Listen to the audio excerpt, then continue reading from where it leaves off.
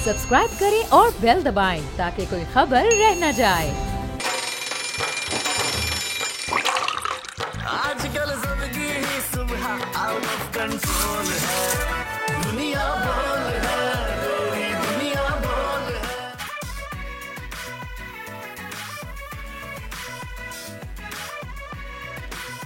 बिस्मिल्लाहिर्रहमानिर्रहीम, अस्सलामु अलैकुम, वेलकम टू दुनिया बोल है। आप सबको जुमा मुबारक। 1 जून माली साल का नया दिन और मैं आज अकेला। आप सोच रहे होंगे कहाँ है मेरे साथी। तो वर्दा को दाढ़ ने बड़ा तंग किया हुआ है। उम्मीद करते हैं अल्लाह ताला उनको जल्द शिफायाब करे, उनका दर्द खत्म करे। और यकीनन फ़हीम जुम्मे के दिन आराम में होते हैं, तो इसलिए आज मेरे साथ होते नहीं, इसलिए आज मैं अकेला हूँ। और आज का शो बड़ा खास है क्योंकि यकीनन हमने बड़े प्यारे प्यारे गेस्ट आपके लिए बुलाए हैं और बड़ा अच्छा हमारा पैनल ऑफ गेस्ट है। साथ साथ इशूज, मुल्क में सियासी बुरान हो, मुआशी बुरान हो, सब बढ़ते जा रहे हैं, सारे इशूज सर उठा रहे हैं, लेकिन कोई उनका हल तलाश करने को तैयार नहीं है। अवाम मुश्किलात से दो चार हैं, रिलीफ मिलने का नाम नहीं ले रहा। पेट्रोल बम एक बार फिर गिरा दिया गया। मुबारक हो आपको। 14 रुपए पेट्रोल की कीमत में इजाफा किया गया है।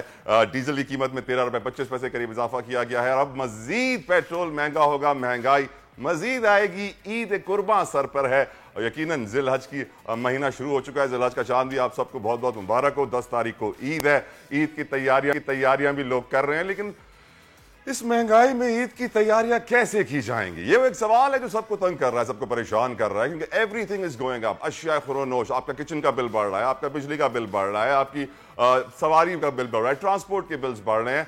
Everything is gone up. सवाल यह है कि जब हर चीज की कीमत इस तरह बढ़ेगी, तनख्वाह में इस तरह इजाफा कौन करेगा? क्योंकि यहां पर हम ये देख रहे हैं कि न सिर्फ तनख्वाहदार तबका बल्कि कारोबारी, इंपोर्टर एक्सपोर्टर, हर कोई परेशान है। हर कोई पूछ रहा है कि मैं किस तरह अपना कारोबार करूं, मैं किस तरह इस नौकरी की तनख्वाह में अपने घर का गुजारा करूं। Survival is close to impossible. और हर कोई अल्लाह की तरफ देख रहा है कि या अल्लाह रहम फरमा, हमारे मुल्क के हालात पर रहम फरमा। और यकीनन जुम्मे का मुबारक दिन है, जुम्मे की नमाज है। मुझे उम्मीद है कि तमाम तौर मसाजिद में भी यही दुआएं होंगी कि पाकिस्तान के हाल पर रहम फरमा, क्योंकि हमारी डायरेक्शन जिस तरफ है, मुल्क के फाइनेंशियल मैनेजर्स हों, पॉलिटिकल मैनेजर्स हों, जमहूरियत की बात करें, तो आज के प्रोग्राम में आपको यही बताऊंगा कि जो लोकल बॉडी इलेक्शंस हुए थे सिंध में, इसमें वाजे हो गया कि जनरल इलेक्शंस कैसे होने वाले हैं, किस तरीके से मशीनरी का इस्तेमाल होने वाला है। और हमें ज्वाइन करेंगे आज पहली बार टीवी पर आएंगे पीर सैयद इस्माइल शाह राशदी साहब, वाइस प्रेसिडेंट है, नायब सदर हैं पाकिस्तान मुस्लिम लीग फंक्शनल के। वो भी हमें आज शो में ज्वाइन करेंगे। इसलिए बहुत खास शो है, बहुत सारी चीजें डिस्कस करनी है। बड़े माहिरीन से पूछना है कि पंजाब में सियासी मुस्तकबिल क्या होने वाला है। ज़िमनी इंतखाब भी है, लोग हज पर भी गए हुए हैं, फिर भी अदालत ने कह दिया इलेक्शन कराओ, हाउस मुकम्मल हुए बिना। इस पर ही डिस्कशन करेंगे, लेकिन पहले नजर डालते हैं आज की टॉप स्टोरीज पर। महंगाई का सुनामी, होते खाती रियाया पर पेट्रोल बम गिरा दिया। हुकूमत ने पेट्रोल में 14 रुपए 85 पैसे फी लीटर इजाफा कर दिया। नई कीमत 248 रुपए से तजावुज कर गई। लाहौर हाईकोर्ट के फैसले के बाद हमजा शहबाज की कामयाबी कलअदम करार। सूबे पंजाब का वजीर आला कौन होगा? वजीर आला के इंतखाब के लिए दोबारा गिनती का हुक्म। मुनर्रिफ अरकान के वोट शुमार नहीं होंगे।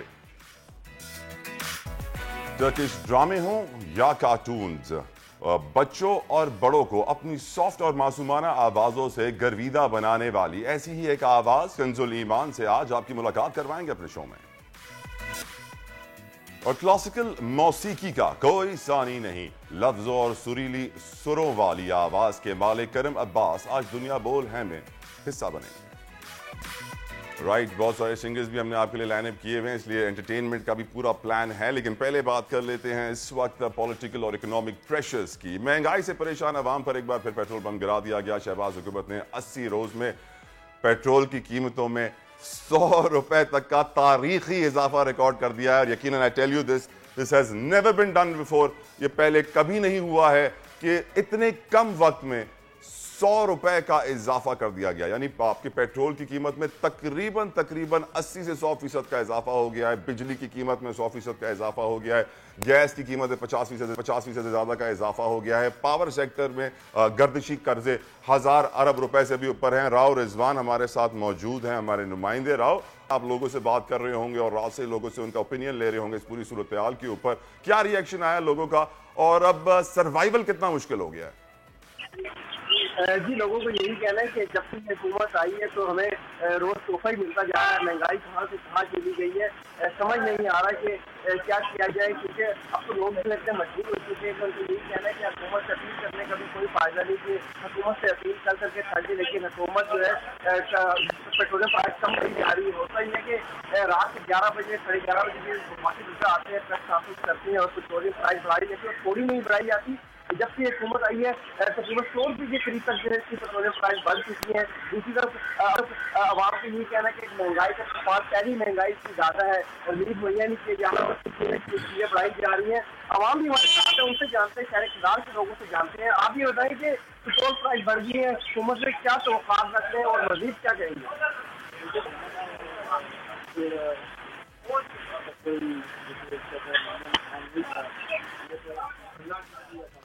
राइट राव, आप इस वक्त जो हैं ऑडियो पर हैं, आपकी वीडियो नहीं आ रही है। यकीनन राव हमें बता रहे थे कि लोग परेशान हैं और लोगों के पास कोई सोल्यूशन अब नज़र नहीं आ रहा है क्योंकि पेट्रोल की कीमत बढ़ गई है, अफोर्ड नहीं कर पा रहे हैं। अब 250 रुपए का 1 लीटर यानी 1000 रुपए में आएगा 4 लीटर। बहुत सारे पाकिस्तान में ऐसे लोग थे जो घर से निकलते थे और हमेशा 1000 रुपए का तेल डलवाते थे और वो समझते थे कि यार हमारा आज का दिन आसानी गुजर जाएगा, कल का आधा दिन भी निकल जाएगा। लेकिन अब जब वो 1000 रुपए का तेल डलवाते हैं तो फिर वो दफ्तर से जब वापस आ रहे होते हैं और देखते हैं कि फिर पेट्रोल की बत्ती जल जाती है तो वो सोचते हैं कि यार अब 1000 रुपए में इंसान के लिए दफ्तर से आना जाना भी मुश्किल हो गया है 4 लीटर में। कराची एक बहुत बड़ा शहर भी है और यकीनन ट्रांसपोर्टेशन कॉस्ट हर बिजनेस की एक बहुत बड़ी कॉस्ट है। सैडली बिजनेस के लिए प्रॉफिटेबल रहना बहुत मुश्किल हो गया है और ट्रांसपोर्टेशन कॉस्ट की वजह से तनख्वाहदार तबका मजीद पिस गया है। घर के बिल वैसे ही बढ़ रहे हैं, बिजली का बिल भी बढ़ रहा है क्योंकि यकीनन अगर पेट्रोल की कीमत बढ़ेगी फर्नेस ऑयल की कीमत बढ़ेगी। फर्नेस ऑयल से बहुत सारे बिजली घर चलते हैं और बिजली घर आपको मालूम है मुल्क में इस वक्त 40,000 मेगावाट बिजली पैदा करने की ताकत है, लेकिन हम सिर्फ 28,000 मेगावाट भी बिजली पैदा नहीं कर पा रहे हैं। वजह यह है कि ना हमारे पास पेट्रोल है अपने बिजली घर चलाने के लिए, ना हमारे पास कोयला है कोयले के बिजली घर चलाने के लिए, ना हमारे पास गैस है। LNG बड़ी महंगी हो गई है यूक्रेन रशिया वॉर की वजह से, जिसकी वजह से गैस पावर प्लांट्स भी बंद पड़े हुए हैं। तो इस वक्त हमारे मुल्क में जो पावर सेक्टर का बुरान है वो लग ऐसे रहा है कि मुल्क को ले डूबेगा क्योंकि IMF मुसलसल ये मुतालबा कर रहा है कि कीमतों में इजाफा किया जाए। राव रिजवान एक बार फिर हमारे साथ हैं। जी राव रिजवान, अपने कीमती तज्जिए से हमें आगाह कीजिए, क्या सूरत हाल? जी सूरत हाल ये है कि आवाम परेशानी दिखाई दे रही है। आवाम का यही कहना है कि IMF को राजी करते करते जो है हुकूमत जो है आवाम को नाराज करती जा रही है और दिन ब दिन जो है इसकी प्राइस बढ़ाई दी गई है। अभी रात ही जो है 14 रुपये काफी करके जो है पेट्रोल बढ़ा दिए गए। उसके अलावा मच्छी के तेल मिट्टी के तेल में भी जो है 18 रुपये जायद का इजाफा अगर तो दिन ब दिन जो है पेट्रोलियम प्राइस बढ़ने से जो है महंगाई का एक तूफान आ जाता है। हर चीज जो है क्या तूफान आता है बताए ना राव, कैसे तूफान कैसा आता है? ये तूफान का मुकाबला कैसे करें?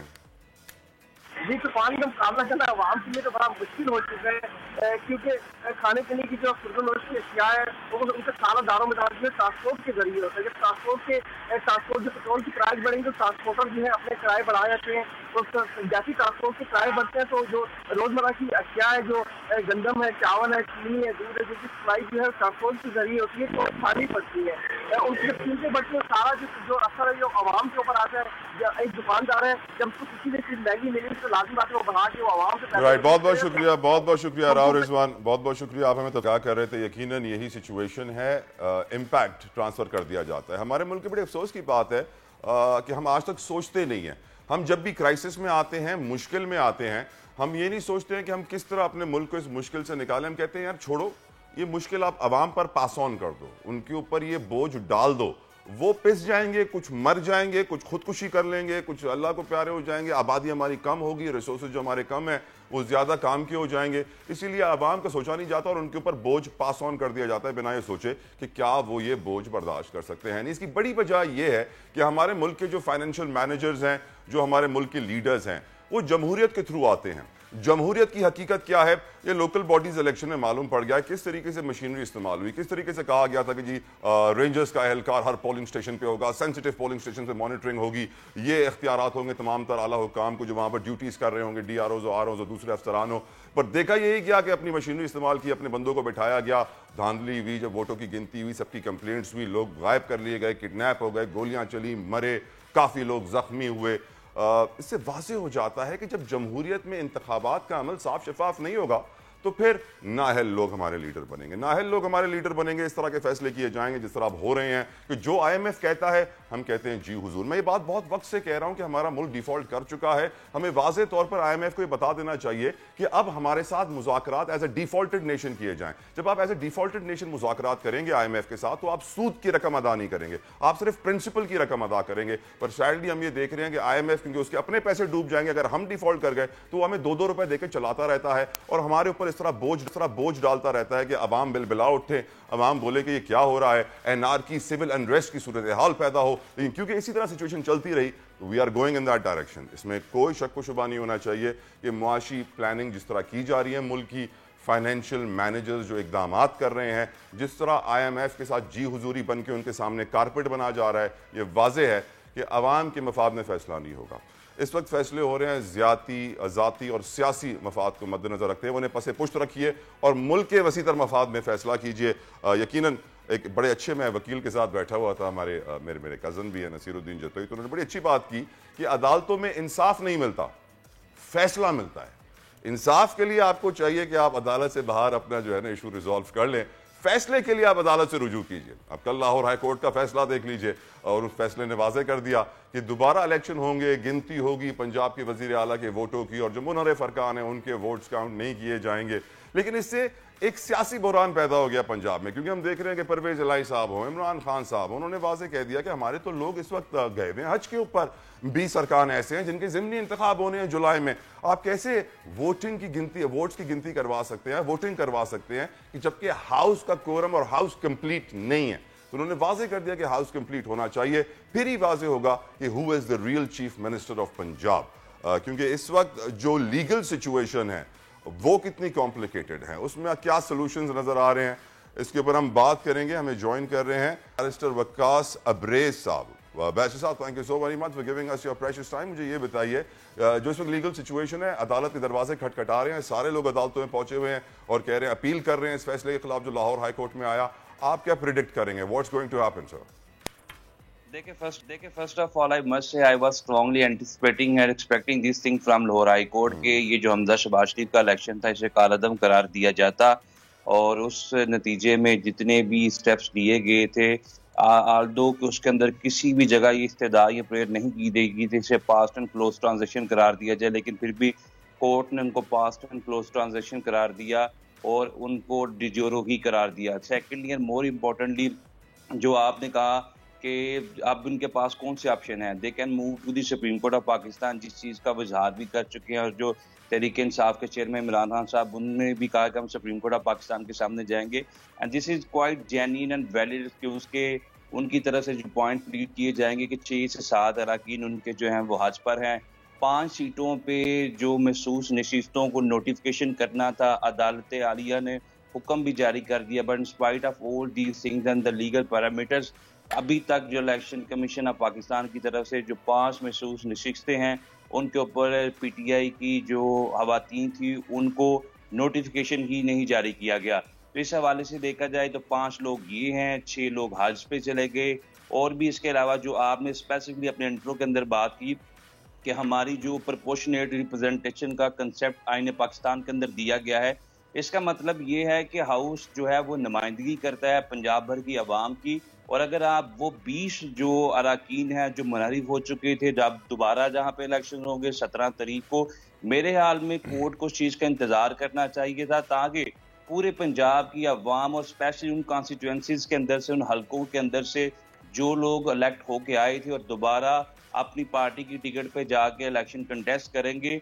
उनका इंतज़ार करना चाहिए था। जो हज पे चले गए थे उनको भी बिल्कुल मौजूद होना चाहिए था, क्योंकि आइन का जो बेसिक पैरामीटर है, जो कंसेप्ट है, जो रिक्वायरमेंट है पर्टेनिंग टू प्रोपोर्शनेट रिप्रेजेंटेशन, वो ज़रूर मुकम्मल हो जाती। जो आज की सूरत हाल है, आई मस्ट से this one thing in this regard, शायद सुप्रीम कोर्ट ऑफ पाकिस्तान में ये तमाम की तमाम प्रोसीडिंग्स जो हैं वो स्टे उसमें ग्रांट कर दिया जाए और PTI की जो इस्तदा है, जो पॉइंट्स इनकी तरफ से प्लीड किए जाएंगे, उसमें काफ़ी वजन नज़र आता है कि 5 लोग जो थे अल्टीमेटली वो भी तो कोर्ट का हुक्म था। अगर कोर्ट ने ये हुक्म दिया है कि 24 घंटों के अंदर इंतखाबात जो हैं वह दोबारा से 40वां इजलास बुलाया जाए, 25 लोगों को माइनस किया जाए, गवर्नर वो इजलास बुलाएगा और 25 लोगों को माइनस करने के बाद अगर 186 का हिस्सा नून लीग के पास नहीं रहता तो Hamza Shahbaz Sharif would no more the chief minister of Punjab, लेकिन फिर दोबारा वहीं से इजलास जो है वो कंटिन्यू किया जाएगा until unless next chief minister जो है वो इलेक्ट नहीं कर लिया जाता। तो आर्टिकल 130(4) को सामने रखें, that is crystal clean this regard, जो ये कहता है कि फर्स्ट राउंड करवाया जाएगा। अगर 186 कोई सिक्योर नहीं करता तो सेकंड राउंड की तरफ जाएंगे और थर्ड राउंड की तरफ जाएंगे, और अल्टीमेटली ये तीनों राउंड्स का जो शाह फसाना ये नटशेल आई मस्ट से कि उसके अंदर जो अभी अक्सरियत नजर आ रही है वजह तौर पर अगर हम देखें तो वो हमजा शहबाज शरीफ की है। तो जो अग्रीव्ड पार्टी है उसका एक बड़ा जेन्युइन और वैलिड आर्गुमेंट है।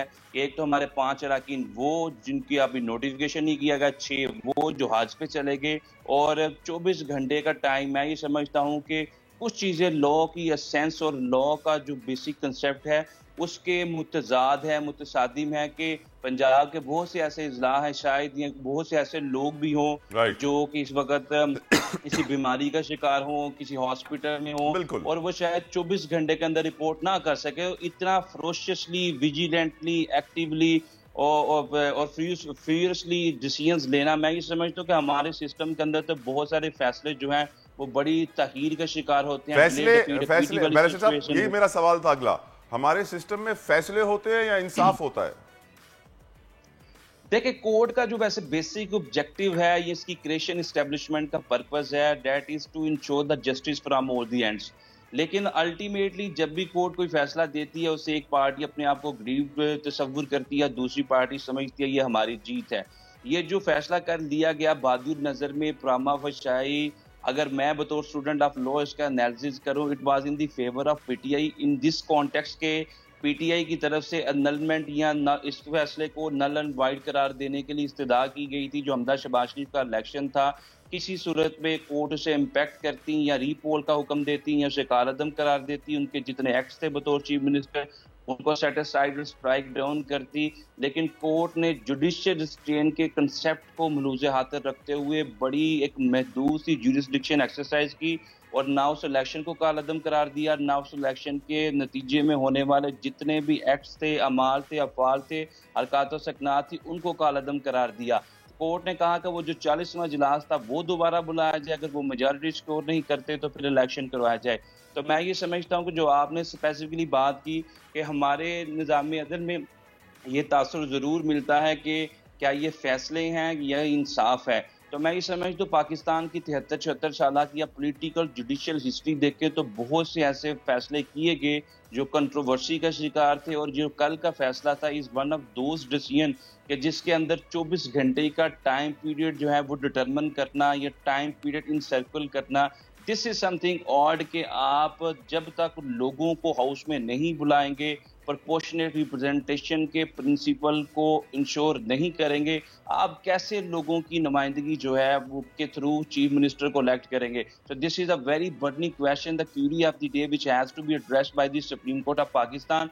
एंड आई मस्ट से कि सुप्रीम कोर्ट ऑफ पाकिस्तान जो है is court of ultimate jurisdiction Pakistan, जिसका काम जो है वो इंसाफ का हसूल है, इंश्योरेंस ऑफ जस्टिस है। तो मुझे बात नजर में ये चीजें नजर आती हैं कि sir very well said, very well said. कथा कलामी की माजरत, वक्त कम है। मैं आपसे एक और सवाल जरूरी पूछना चाहता हूँ क्योंकि माशाल्लाह से आप बड़े पढ़े लिखे भी हैं, बैरिस्टर भी हैं, यूके से भी होकर आए हैं। ये बताइए, हम जानते हैं कि पाकिस्तान का कानून बरतानवी कानून है और बरतानवी जज यहाँ पहले बैठा करते थे, अंग्रेज जज थे, उनको गर्मी लगती थी सर, जून जुलाई में बाहर चले जाया करते थे 2 महीनों के लिए, कहते थे कि आप वेदर बहुत मुश्किल है, हम बाहर जा रहे हैं, यहाँ बर्दाश्त नहीं हो रहा। ये हमारे पाकिस्तानी जज सर 22 लाख केसेस पेंडिंग पड़े हुए हैं लेकिन फिर भी वो अदालतें बंद कर देते हैं। पाकिस्तानी जजों को इतनी गर्मी क्यों लगती है जितनी गोरे जजों को लगती थी सर? क्या अदालतें बंद होनी चाहिए? देखिए, हमारी जो इस वक्त सबसे आला अदलिया है सुप्रीम कोर्ट ऑफ पाकिस्तान में 52,000 केसेस पेंडिंग है, 17 जजेस हैं। लाहौर हाई कोर्ट के सामने लाखों मुकदमात ज़ेरे इल्तवा हैं और इसके अंदर जो हमारी 60 जजेस की तादाद है वो भी पूरी नहीं, 12 जिस वक्त वैकेंसीज हैं लाहौर हाई कोर्ट के अंदर। इसी तरह हम पाकिस्तान के अंदर नैब कोर्ट्स की बात करें तो पंजाब में जो 24 अदालतें हैं वो भी उनके अंदर जजेस तैनात नहीं किए जा सके। जो आपने बात की कि सबसे आला और सबसे मुकद्दस और सेक्रेट जो प्रोफेशन कंसीडर किया जाता है वो जजेस का और वकला का शायद किया जाता है कि निज़ाम इंसाफ और इत्तेसाब से रियासतें चलती हैं, लेकिन 2-2 महीने की छुट्टियां दे देना, स्पेशली अगस्त के अंदर तो हमारी लोअर कोर्ट्स भी बंद कर दी जाती है। तो एक आम साहिर जो बड़ी उम्मीद के साथ अदालतों का दरवाजा खटखटाता है, वो कहाँ पे खड़ा है? हमारे जो टैक्स की कमाइयों से जो इनकम से सारे के सारे जजेस की तनख्वाहें दी जाती हैं, इम्यूनिटीज दी जाती है, प्रिविलेज दी जाती है। दुनिया में कहीं और ऐसा होता है बैरिस्टर साहब? मेरा ख्याल है पूरी दुनिया के अंदर इस तरह की ट्रेडिशन, इस तरह की नॉर्म्स और कस्टम्स नहीं पाई जाती, और पाकिस्तान के अंदर तो हमें जुडिशियल इमरजेंसी नाफिज करने की जरूरत है। लास्टली मैं ये जरूर कहूंगा कि जो पूरी दुनिया का आपने हवाला दिया, पाकिस्तान का जो निज़ाम अदल है इसके अंदर डे एंड नाइट कोर्ट्स चलानी चाहिए। जो हमारे रिटायर्ड जजेस हैं वो एडहॉक जजेस के तौर पे काम करे, ताकि केसेस जो पेंडिंग है उनके डिस्पोजल के लिए और डिस्पेंसेशन ऑफ जस्टिस के लिए क्विकली, विजिलेंटली, एक्टिवली और एक्सपीडिशियसली काम किया जाए। और हमारा जो निजाम अदल है, आमीन। बहुत बहुत शुक्रिया, बहुत बहुत वक्त की कमी है बैरिस्टर साहब, I am so sorry. Barrister Waqas हमारे साथ मौजूद है, वक्कास अब्रेज़, उन्होंने बड़ा अच्छे तरीके से हमें समझा दिया है कि दुनिया में कहीं ऐसा नहीं होता कि 22-23 लाख केसेस पेंडिंग और अदालतें 2-2.5 महीनों के लिए बंद हो जाए। हमारी अदालतों में इंसाफ नहीं मिलता, फैसले होते हैं। यकीनन हमें सोचना है कि इंसाफ क्यों नहीं मिलता है। इनका तो प्राइमरी फंक्शन ही ये था कि इंसाफ मिले, लोगों को उनका हक मिले, लेकिन सैडली हक नहीं मिलता। और नोबल प्रोफेशन समझा जाता है जजेस को और वकला को, लेकिन अब कितने हद तक अब नोबल लोग समझते हैं, ये भी एक सर्वे होना चाहिए। दूध का दूध, पानी का पानी हो जाएगा। लेकिन यहाँ एक ब्रेक का मुझे कहा जा रहा है। ब्रेक के बाद मौसम की सूरत हाल, स्पेशली कराची एक ऐसा शहर है जो दुनिया के कई मुल्कों से बड़ा है। अभी 2 स्पेल्स आने वाले हैं मानसून के। काफी एक्सपर्ट्स ये कह रहे हैं कि पहले स्पेल में 300 मिलीमीटर के करीब बारिश हो सकती है, दूसरे स्पेल में 100 मिलीमीटर बारिश हो सकती है। ये बहुत बड़ा शहर है, इसकी प्लानिंग नहीं है, इसमें गटर, नाले, नशेबी इलाके इतने हैं कि जब बारिश होती है तो आपको मालूम है ज्यादा पानी आता है, मुश्किलात हो जाती हैं। इसी वजह से हम एक्सपेक्ट कर रहे हैं कि पहले से हुकूमत अपनी तैयारियां मुकम्मल कर ले, ताकि कराची के लोग बारिश को एंजॉय कर सके। ऐसा ना हो कि अपने घर के अंदर बैठे और बाल्टियों से पानी बाहर फेंक रहे हैं। एक ब्रेक के बाद प्रोग्राम जारी रहेगा। आजकल सबकी ही सुबह आउट ऑफ कंट्रोल है, दुनिया बोल है, तेरी दुनिया बोल है। वेलकम बैक टू दुनिया बोल है। और हम यकीनन बात करने वाले थे मौसम की, लेकिन मौसम हमारे स्टूडियो का थोड़ा सा बदल गया है। वो इसलिए कि हमारे स्टूडियो में बड़ा एक अच्छी सी हमें गेस्ट ने ज्वाइन किया है। पर मैं आपको बताऊं कि मैं शायद मीडिया में जितना अर्सा मैंने सर्वाइव किया है उसकी एक बड़ी वजह मेरी आवाज़ थी। अगर मेरे पास ये आवाज़ ना होती तो मुझे दूध में से जरा मक्खी निकाल के फेंक दिया जाता है, उस तरह मीडिया से उठा के फेंक दिया जाता। तो आवाज़ की दुनिया जो है ये बड़ी इंपॉर्टेंट है। Television is an audio video medium. जिनके पास वीडियो नहीं होती वो अपनी ऑडियो के थ्रू काम कर लेते हैं, जिनके पास ऑडियो नहीं होती अपनी वीडियो के थ्रू काम कर लेते हैं। लेकिन इस आवाज़ का जादू जो है ये बड़ा चलता है, और ये बड़े लोग जो हैं अपनी आवाज़ों को बदल लेते हैं, मुख्तलिफ कैरेक्टर्स में आ जाते हैं। और पाकिस्तान में वोकल आर्टिस्ट की ज़िंदगी कैसी है ये जानेंगे हम, क्योंकि मेरे साथ एक बहुत बड़ी वोकल आर्टिस्ट है। उनका नाम है कंजुल ईमान, जो कि बहुत सारी मुख्तलिफ आवाज़ें भी निकाल लेती हैं, बहुत सारे बड़े बड़े कैरेक्टर्स भी उन्होंने किए। Life of a vocal artist, हम लोग यकीनन टीवी देखते हैं, कंटेंट देखते हैं, लेकिन उसके पीछे कितने चैलेंजेस होते हैं, उसके पीछे जो लोग खड़े होते हैं वो कितनी मेहनत कर रहे होते हैं, काम कर रहे होते हैं, इसका अंदाज़ा नहीं होता। तो I welcome you Kanzul Iman to our show Duniya Bol. Thank you so very much for giving us your precious time. और मेरा पहला सवाल आपसे ये है, life of a vocal artist, किस तरह आपने अपनी ज़िंदगी का ये सफ़र शुरू किया, किस तरह आप ये वोकल आर्टिस्ट बनी, और कितनी अचीवमेंट्स आप अभी तक हासिल कर चुकी हैं? लाइफ तो मैं समझती हूँ कि जब हम स्ट्रगल अपनी स्टार्ट करते हैं, अपना कोई प्रोफेशन स्टार्ट करते हैं, तो आसान नहीं होता, बहुत चैलेंजेस फेस करने पड़ते हैं। ख़ास तौर पर अगर लड़कियों की बात की जाए, उनका घर से निकलकर ऑफिस तक पहुँचने का मरहला, मैं समझती हूँ कि ये बहुत मुश्किल है। और फिर वहाँ पहुँचना, फिर आप 10 चीज़ें फेस करते हैं, तो हार्ड है। अम्मी अबू ने आपको सपोर्ट किया?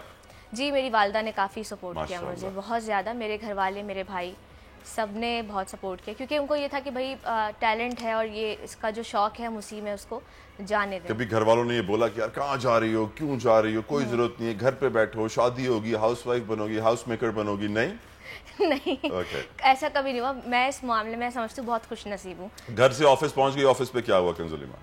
ऑफिस में ये है कि हम पहुँचे और फिर अपने कैरेक्टर पे काम करते हैं, और उसमें हम देखते हैं कि कुछ चीज़ें ऐसी होती हैं कि हम कहते हैं यार हम ये कैसे करेंगे, कैसे करना है, क्योंकि वो चीज़ ऑलरेडी बनी हुई होती है, उस पर फिर एक्ट करना बड़ा साल हो गए आपको ये काम करते हुए? मुझे तकरीबन 3 साल। 3 साल हो गए। पहले साल से लेके तीसरे साल तक का सफ़र, कोई ऐसी बात बताएं जो आपके लिए बड़ी चैलेंजिंग थी, कोई ऐसी आवाज़ निकालना जिसमें आपकी आवाज़ बैठ गई हो कि बस अब और पतली नहीं हो सकती? मैंने एक प्रोजेक्ट किया था मिरेकुलस लेडी बनना, उसमें मतलब मेरा स्टार्ट था उस वक्त कार्टून्स के हिसाब से। तो वो उसमें कैरेक्टर था सैंड बॉय का, वो गेस्ट अपीयरेंस कैरेक्टर था। वो मैं समझती हूँ मेरी ज़िंदगी का आई थिंक सबसे बड़ा मुश्किल रिकॉर्डिंग का दिन था, क्योंकि उसमें हा वाली आवाज़ निकालनी थी और वो बच्चा था क्योंकि वो इवलाइज हो जाता है। कितनी आवाजें निकाल ले सकती हैं आप से? मैं मुझे ये तो नहीं मालूम कितनी, हाँ, क्योंकि होता ये कि जब मैं हर किस्म की आवाज, मेरी आवाज निकाल के दिखाएं आप। ये तो बहुत मुश्किल हो जाएगा। नहीं, अभी और थोड़ा बारी करना पड़ेगा। नहीं, अब ऐसा तो नहीं हो सकता, ये तो फैक्ट है। खैर, सबसे पतली अपनी आवाज निकाल के दिखाएं, सबसे लोएस्ट टोन। अच्छा, मैंने था जंगल बुक में, वो मेरा फर्स्ट मतलब था टाइम ना, तो उसमें एक बर्ड का बेसिकली वो बेबी था छोटा सा ना, तो उसकी कुछ मैंने कुछ इस तरह से बोला था। घर में कितने बच्चे हैं आपके वैसे, भाई बहनों के, फैमिली के?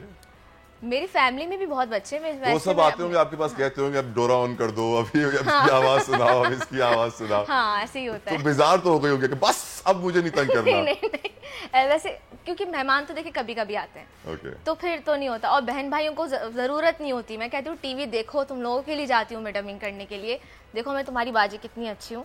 और कंजुली वाली, ये बताओ कि एक और प्रॉब्लम जो वोकल आर्टिस्ट कहते हैं कि यार पैसे बड़े कम होते हैं, वक्त पे मिलते नहीं, आपके साथ होता है ऐसे? कुछ जगहों पे ऐसा होता है, कुछ जगहों पे नहीं होता। कुछ जगहों पे मेरा एक्सपीरियंस बहुत अच्छा रहा, कुछ जगहों पे बहुत बुरा रहा। तो फिर यही होता है कि हम वहाँ पर काम नहीं करते जहाँ पर, क्योंकि देखें हम लाइफ कैसी होती है, अब हम किस वजह से काम अपने घर से क्यों निकल रहे हैं, काम के लिए निकल रहे हैं। तो अगर पैसे ही टाइम पर नहीं मिलेंगे तो हम जाहिर सी बात है, इतनी महंगाई के दौर में आप अपने तनख्वाह में कैसे सर्वाइव कर रही हैं? मैं तो समझती हूँ शायद हम सबको अल्लाह चला रहे हैं।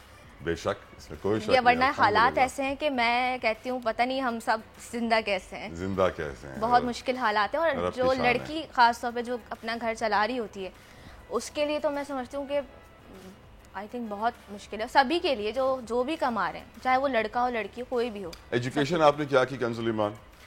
मैंने इंटर किया था। इंटर किया था, फिर पढ़ाई छोड़ दी है क्या आपने, या कर रही हैं अभी? जी, स्टार्ट कर रही हूँ इसी साल दोबारा। इंशाल्लाह। एजुकेशन इज ऑफ कोर्स जी, very important in our society to grow. हाँ। वॉइस ओवर एक ऐसा करियर है कि जिसको आप चलें, चूज तो आपने कर लिया है, आपको अपॉर्चुनिटीज भी मिली हैं, यू माशाल्लाह डन अ गुड जॉब। आप इसको जरूर रखिए एक साइड पे अपने साथ साथ पार्ट टाइम, लेकिन प्रोफेशनली आपको एक प्रोफेशन चूज करना बहुत जरूरी है, क्योंकि मेरी नज़र में बहुत कम ऐसे वोकल आर्टिस्ट हैं पाकिस्तान में।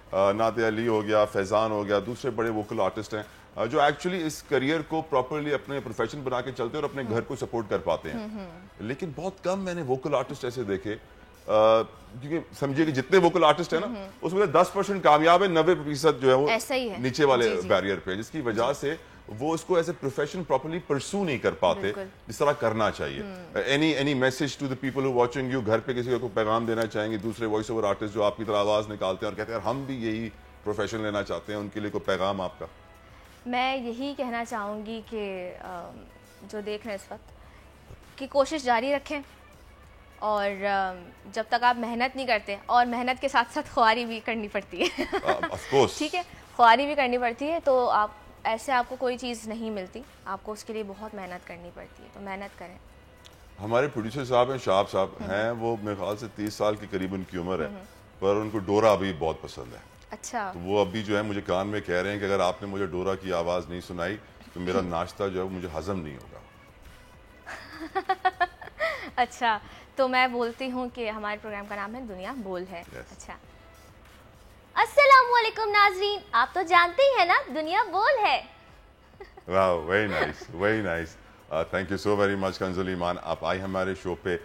जितने भी टैलेंट हंटर्स हैं out there, Kanzul Iman is a great voice, specially animated के लिए और भी किसी और किस्म की डबिंग के लिए मैं रिकमेंड करूंगा कि आप बिल्कुल कंजुल ईमान को एंगेज कीजिए, and she is a talented individual. Thank you so very much Kanzul Iman for coming on our show, giving us your precious time. यकीनन आवाज़ें हमारी सोसाइटी में बहुत सारी हैं, ऐसी खूबसूरत आवाज़ें भी हैं, कुछ मेरी जैसी खौफनाक आवाज़ें भी हैं, और आपको सबको बर्दाश्त करना पड़ता है। लेकिन ऑफ कोर्स जिसमें जो टैलेंट हो, हमेशा से मैं कहता हूँ टैलेंट बहुत कदर नहीं, हमें अपने टैलेंट को प्रमोट करना बहुत ज़रूरी है। अगर हमने टैलेंट को प्रमोट नहीं किया तो हम मुश्किल में आ जाएंगे, और पाकिस्तान में यही होता है कि टैलेंट को घर बिठा दिया जाता है और बोलते हैं जी आपका कोई काम नहीं है। खैर, अब मौसम की बात करना बहुत ज़रूरी है। हमारे स्टूडियो का मौसम तो कंजुल ईमान ने बड़ा अच्छा कर दिया है। मुल्क का मौसम भी बड़ा अच्छा है और मुल्क का मौसम खासतौर पर कराची की बात करें तो कल रात क्योंकि बारिश एक्सपेक्टेड है, आने वाली है, तो नमी का तनासुब बहुत ज़्यादा था, हब्स भी हो रहा था। लोग जो हैं सी व्यू पर भी जा रहे थे एंजॉय करने के लिए। परसों हल्की फुल्की बूंदाबांदी थी, कल बड़ी गर्मी थी, आज भी बादल छाए हुए हैं। सी व्यू का क्या सूरत हाल है? वहाँ पर मिट्टी तो बड़ी उड़ रही है क्योंकि हवा भी तेज़ है। हम जानेंगे अपने नुमाइंदे कफील अहमद से। कफील बताइए, सी व्यू पे आप के बाल तो काफ़ी तेज़ी से उड़ रहे हैं, लग ये रहा है कि कहीं आप भी ना उड़ जाएं। क्या सूरत हाल है, अपडेट कीजिए। देखिए तलहा, मिट्टी तो उड़ रही है। जो सी व्यू का हाल गुज़िश्ता कई बरसों से वो इस वक्त सिचुएशन तो सेम है, लेकिन इस वक्त धूप आती है और चली जाती है।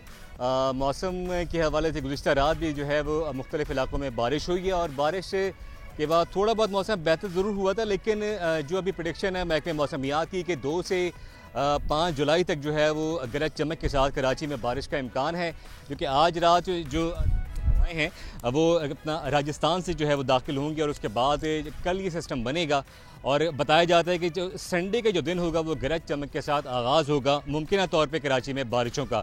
तो अर्बन जो फ्लडिंग है उसके हवाले से भी खदशा ज़ाहिर किया गया कि वो हो सकती है। अगर अब देख रहे हैं कि इंतज़ामिया ने क्या इक़दाम किए बारिश के हवाले से, लेकिन यकीनन बारिश हो तो ऐसी बारिश हो कि कराची वालों के लिए सुकून का बाइस हो, इसलिए कि गर्मी और लोड शेडिंग ने कराची वालों को बहुत ज़्यादा जो है वो परेशान किया हुआ है। दूसरी जानब मेट ऑफिस का कहना है कि इस वक्त 29 डिग्री जो है वो दर्जे हरारत रिकॉर्ड किए गए, जो कि तकरीबन 36 डिग्री तक जो है वो कफील एक बहुत जरूरी सवाल मैं आपसे पूछना चाहता हूँ। वो सवाल ये है कि बारिश से पहले हमेशा कराची के नाले जो है वो साफ किए जाते हैं, वाटर कोर्सेज जो होते हैं जहाँ से जो पानी का अखराज होता है उनको खोला जाता है।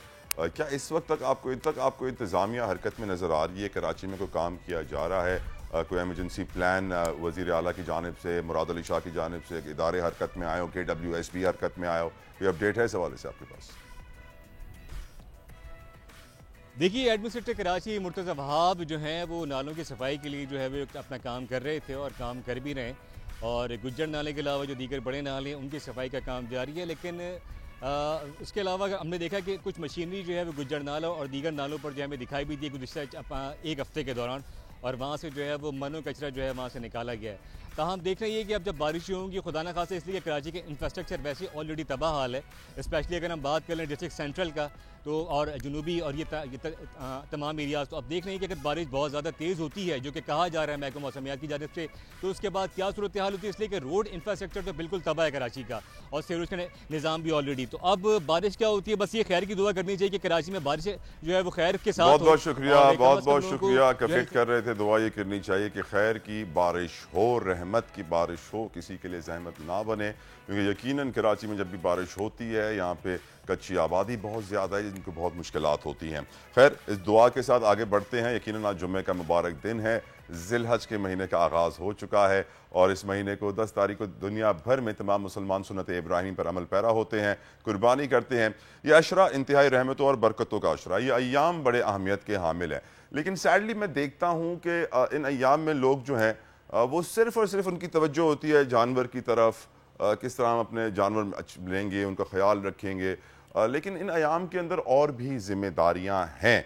वो क्या जिम्मेदारियां हैं ये हम जानेंगे। हमें ज्वाइन कर रहे हैं मुफ्ती हनीफ कुरैशी साहब, दामद बरकाते। हम किसी तारुफ के मोहताज नहीं हैं। मैं समझता हूँ कि इस वक्त दीन के लिए जो खिदमात इनकी हैं बहुत कम लोगों की हैं इस वक्त पूरी दुनिया में। बहुत बहुत शुक्रिया कुरैशी साहब, आपने अपना कीमती वक्त हमें दिया। कुरैशी साहब, ये बताइए, ज़िलहज के जो ये अय्याम हैं इनकी अहमियत क्या है, क्या करना चाहिए, किस तरह अपना वक्त गुजारना चाहिए, कौन सी इबादतें करनी चाहिए इन दिनों में, क्योंकि लोगों की तवज्जो पूरी सुन्नत इब्राहिमी और कुर्बानी पर होती है। सर, बिस्मिल्लाह व सलातो सलाम अला रसूलुल्लाह। देखें, ज़िलहज का जो महीना है बुनियादी तौर पर इसमें जो आम तरीन रुकन इस्लामी हज अदा किया जाता है, जो कि हर साहिब निसाब शख्स पर ही नहीं, ऐसा शख्स के जिसके पास हज करने की सलाहियत और सकत है उस पर इस महीने के अंदर हज करना फर्ज होता है। यानी कि जिंदगी में एक बार उस पर हज फर्ज है और उसकी अदायगी वो इस महीने के अंदर करता है। तो बुनियादी तौर पर जो अरकान अदायगी इसी ज़िलहज्जा के महीने में होती है। और उस एतबार से तमाम उम्मत मुस्लिमा इस अशरे मुबारक और अशरे मोहतरमा की कदर करती है। और फिर इसी अशरे के इख्तिताम पर यानी 10 ज़िलहज्जा जो है उसको एक वाजिब जो हर साहिब निसाब मुसलमान अदा करता है, जिसे कुर्बानी कहा जाता है, तो वो भी एक बहुत बड़ा सवाब का अमल है और हजरत सईदना इब्राहिम खलीलुल्लाह की सुन्नत के तौर पर इस साहिब निसाब लोगों पर वाजिब हुआ है। कई लोग ये समझते हैं कि ये कुर्बानी सुन्नत है, ये इसका वजूब बतरीके सुन्नत इब्राहिम खलीलुल्लाह है, लेकिन ये है हर साहिब निसाब शख्स पर वाजिब है। यानी इस कुर्बानी का अदा ही इसके वजूब से सबकदोश होने का तरीका और जरिया है।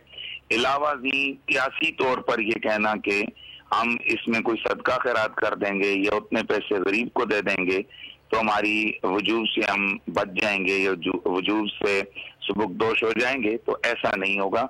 इस दिन यानी 10 ज़िलहज्जा के दिन जो है ये भी एक जरूरी अमल है कि जो साहिब निसाब मुसलमान है, मर्द औरत, वो कुर्बानी अदा करेगा।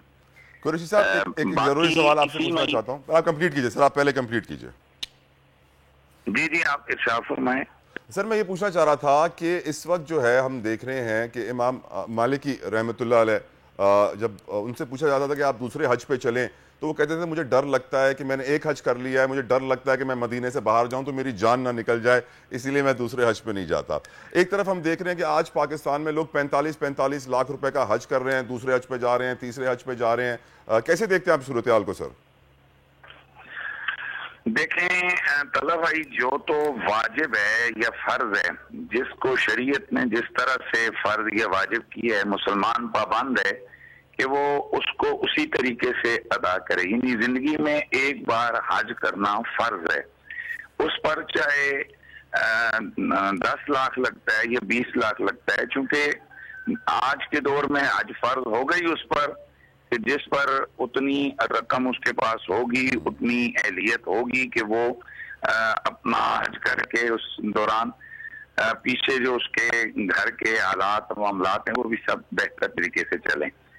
अब इसके बाद हर शख्स के लिए जो हज है वो नफली हो जाएगा, यानी फर्ज की अदायगी के बाद फिर वो उसका दर्जा नफल का हो जाएगा। अब उसमें अगर तो कोई शख्स नेक रजा नेक नीयत से इस नफल को भी अदा करता है तो हम इंसान हैं, हम मालिक के खालिक नहीं है कि हम उसके हवाले से कोई कमेंट करें कि इसकी इबादत कबूल है या ये इबादत कबूल नहीं है।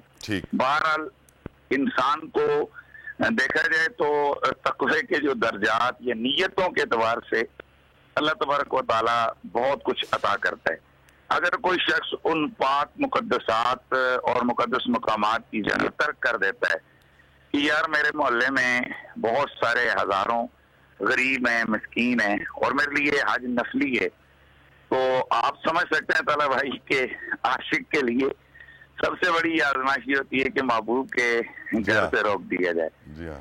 तो ये इतनी बड़ी आजमाइश अगर वो उठाता है या दुख उठाता है तो यकीनन अल्लाह ताला उसकी नीयत के मुताबिक उसको यकीनन अजर जजील अता फरमाएंगे। कुरैशी साहब 250 रुपए का पेट्रोल हो गया है, लोग बड़ी मुश्किल में है, महंगाई का तूफान एक तरफ खड़ा है, सियासी बहरान एक तरफ खड़ा है, मुल्क बड़े नाजुक दौर से गुजर रहा है, नाजुक दौर मुल्क का बेस्ट फ्रेंड बन चुका है। सवाल आपसे ये है कि क्या आप मुस्तकबिल में पाकिस्तान को बेहतरी की तरफ जाते हुए देख रहे हैं? कुछ दुआ भी देते हैं पाकिस्तान को सर?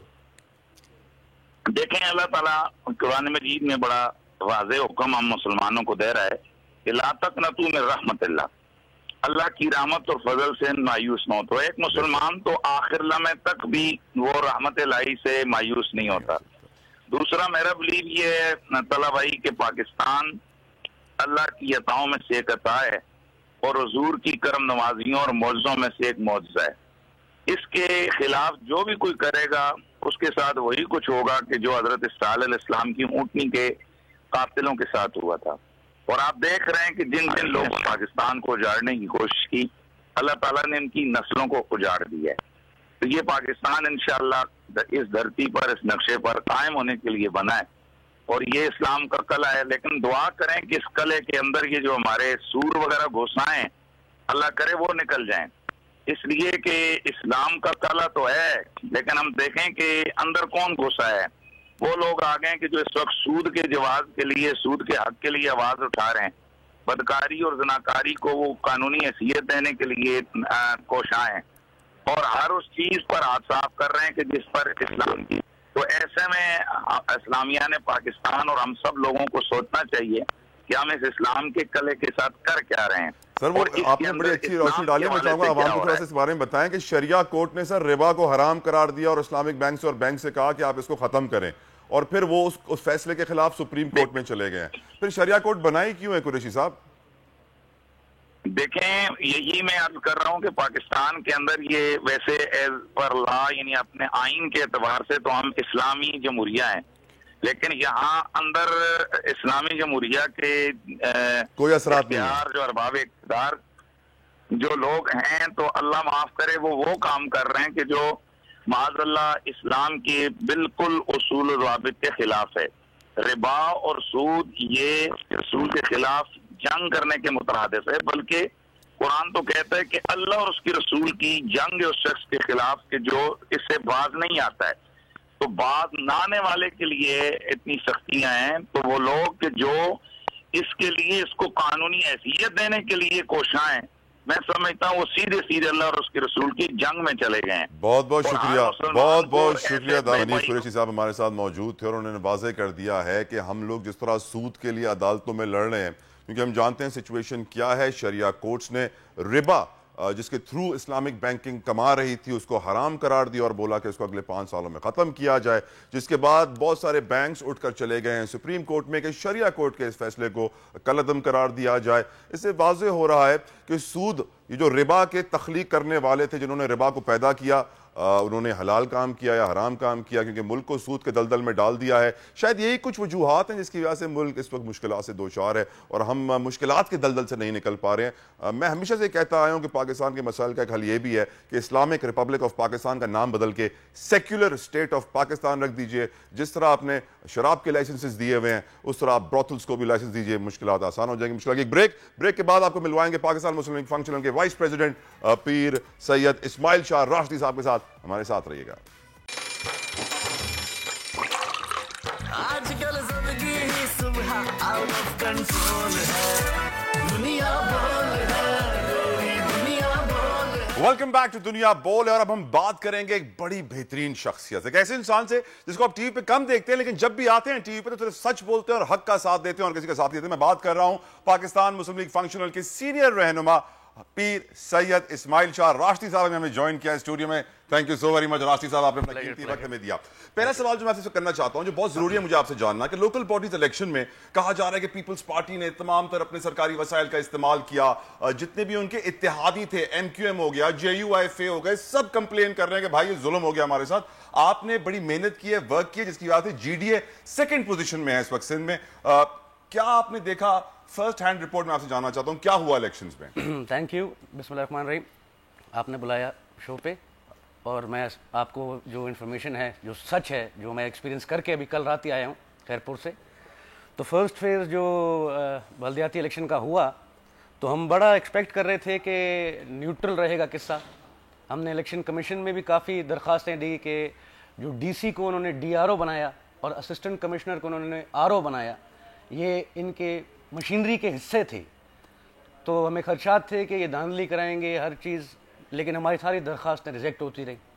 तो इलेक्शन का जो पोलिंग डे था, उस दिन भी हमने यही एक्सपीरियंस किया कि मिसाल अब किसी कहते हैं ना क्राइंग ओवर स्पिल्ड मिल्क, अब वो बात नहीं है। बात ये है कि रिजल्ट जो आए, जो हम हारे ठीक है, लेकिन जो हम जीते उसके अंदर भी रीपोलिंगें करा के, रिकाउंटिंगें करा के, डबल ठप्पे मार के RO ने, DRO ने, जबकि इनको इख्तियार भी नहीं है। ये सिर्फ RO DRO सेम इलेक्शन के डे तक थे, अगले दिन रिकाउंटिंग का इनको इख्तियार ही नहीं था।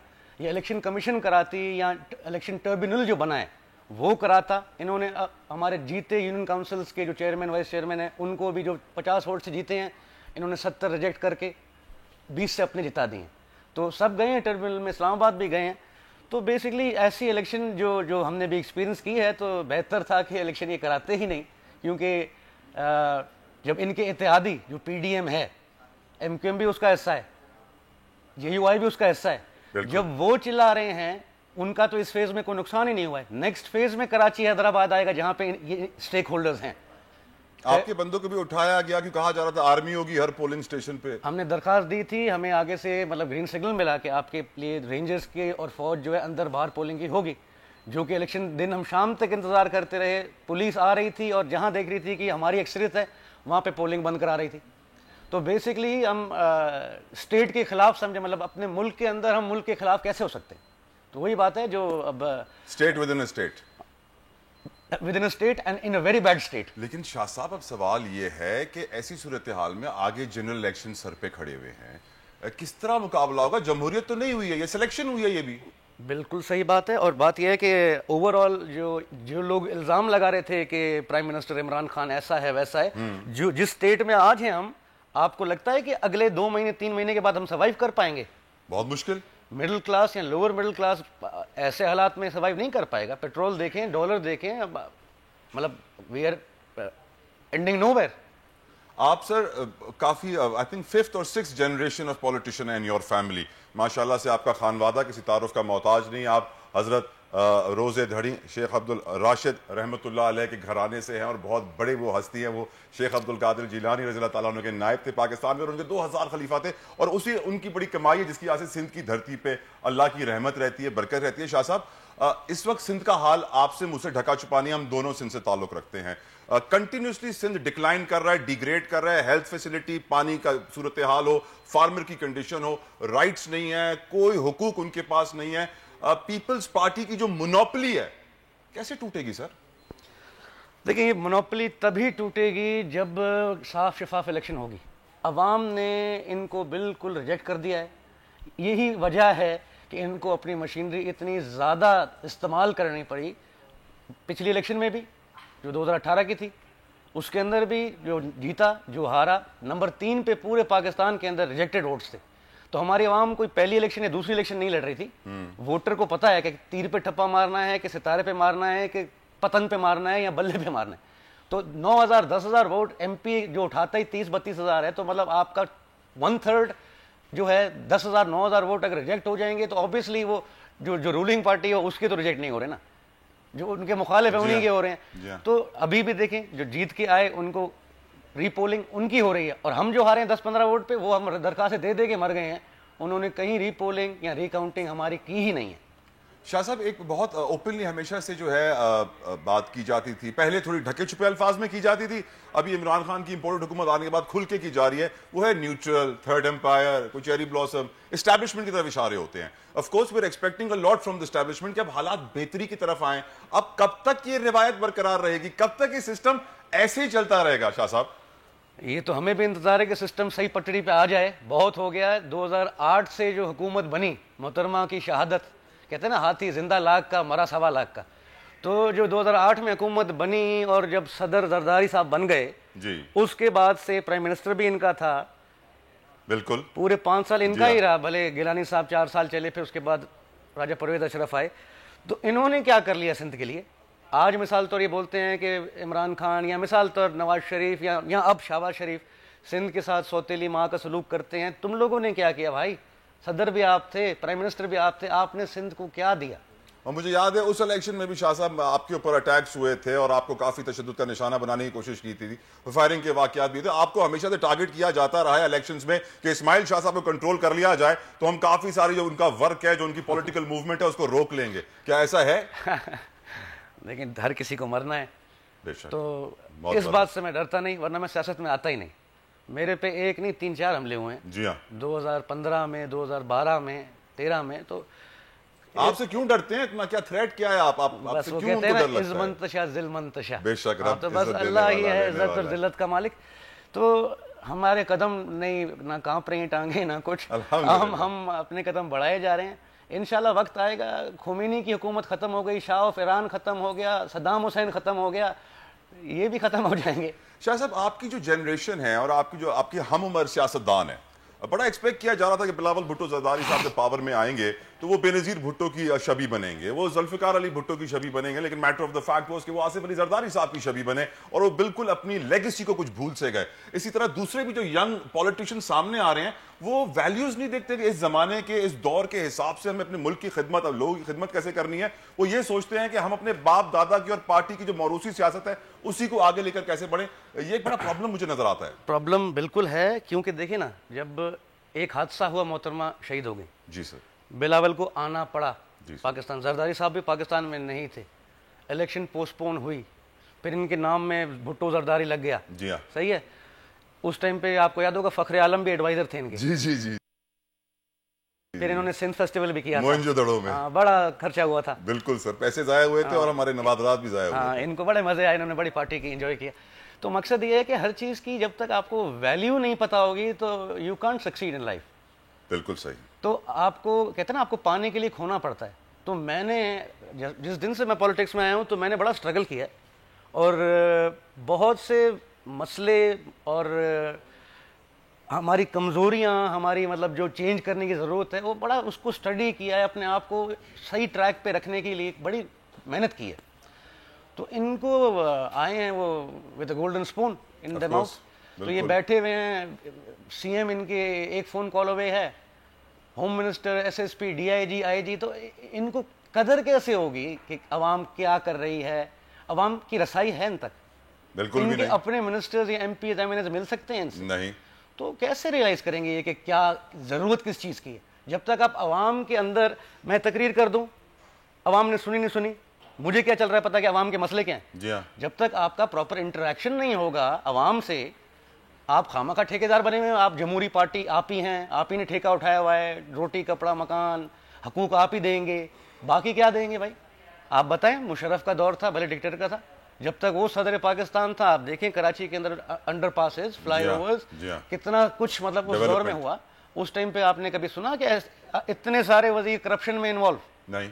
इन्होंने तो अब अपने वजीरों को बचाने के लिए नैब को भी कमजोर कर दिया, खत्म कर दिया, दफन कर दिया। तो अब आप देखें ना कि अगर ये इतने सच्चे हैं तो ये ऐसी चीजें क्यों कर रहे हैं?